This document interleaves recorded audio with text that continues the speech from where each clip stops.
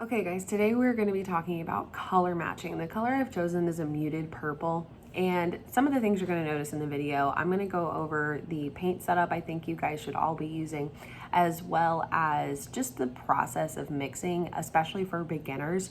You'll notice in this video that I'm using a palette knife, and that's how I was trained when I was at Texas State. And I do believe that if you're going to pursue painting, I would definitely invest in learning how to use a palette knife. The issue with mixing with a brush is that it's not always 100% on getting a fully mixed or consistently mixed paint color. Right now, a lot of you have been working on a lot of smaller projects, so it hasn't been that big of a deal. But if you ever move on to making larger works, or you need to make a really large paint pile at a time, then it's going to be more of an issue because it's going to get really stuck in the brush, and it's going to make your brushes deteriorate faster, as well as getting them all gunked up with paint. It makes them harder to clean. So like I said, at this point, it's more of a personal preference because the projects that we're going to be using it for, not so vital that you guys are making these really large color matched paint palettes. But if you do want to pursue painting further, I highly invest getting comfortable with the palette knife. They also make a lot of different ones, and I will link some for you guys off of Amazon, or the ones that I've used that I prefer.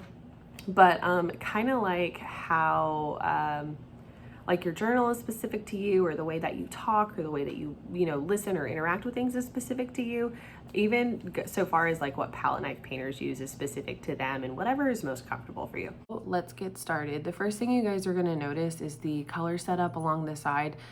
This is really important for beginning mixers, just because I have found in the past that if you don't have all your colors visible to you, or the colors that you'll be using, which in most cases in mixing is almost all of them, then you won't know to use it, just because you're not familiar and you're not comfortable yet. And then once you've been mixing for a while, then you're going to be more comfortable. So basically, instead of starting with purple, what you actually want to do is start with the, based on this purple tone, you're going to start actually mixing red and blue.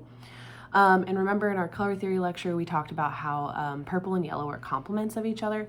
So red and blue make purple. You're going to get a more true purple that way. And then we use yellow to tone it down. So the main thing I want you guys to notice is that all throughout this video, you're going to see me, for one, very aggressively mixing. I've been told I'm an aggressive mixer. I can get pretty messy.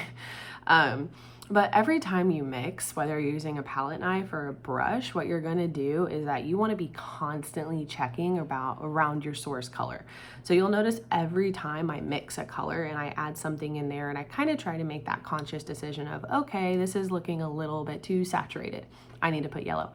Okay, now it's too dull, now I need to put in some red. Okay, now it's too red, I need to put in some blue to make it purple again. And I'm constantly going back and forth between that color swatch. Because the last thing you want to do is to add too many colors or mix too far off. And now you'll see at this point in the video, now I'm starting to mix in purple. It's important to know, and the more you mix, you'll get more familiar with how pigments are strong and how they're not. Yellow is always going to be the weakest pigment. You'll always need more yellow to saturate down the stronger pigments, such as red, blue, and purple. Orange is really weak as well. Green, it just kind of depends. And here you'll see that I kind of split my my paint pile. I am used to working on really large surfaces. I like to work on bigger canvases, about like 3 to 4 feet or 4 to 5 feet. So I'm used to mixing really big piles. But if you're noticing that like you just can't push or pull that color too much and you're getting a really big paint pile, don't be afraid to cut it in half and get rid of the excess you don't need, because then you're just making your life harder than it needs to be. So you'll see here that we're just about to that color, and I'm just mixing and mixing and making sure that there's no residual paints that haven't been quite mixed yet. We're almost there, and so we're just gonna add a little bit of white. I prefer this setup because I like having the white on the bottom right corner. That way it doesn't accidentally get mixed with my other colors.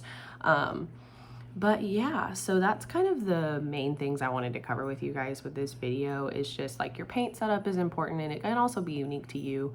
It can go all the way around the border. You can put your white with your other ones, but after a lot of mixing and making a lot of decisions, now we've reached our main color. So I just wanted to give you guys a little instructional video on that.